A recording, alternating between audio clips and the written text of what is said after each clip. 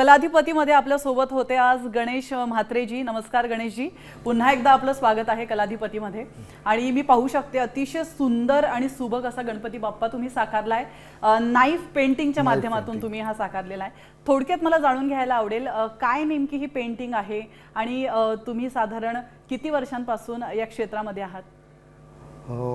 सर्वप्रथम आधी मी कलाधिपती या माध्यमातून जे चित्र साकारलेलं आहे त्यामध्ये हे मी दाखवलेलं आहे की गणपती हा चराचरामध्ये आहे। बिलकुल तो चराचर मी इथे पाण्याच्या माध्यमात त्याचं प्रतिबिंब पडलेलं दाखवलं आहे। जे सूर्याची किरणं जी पडतात त्या सूर्याच्या किरणांमध्ये मी गणपतीचं स्वरूप इथे साकारलेलं आहे।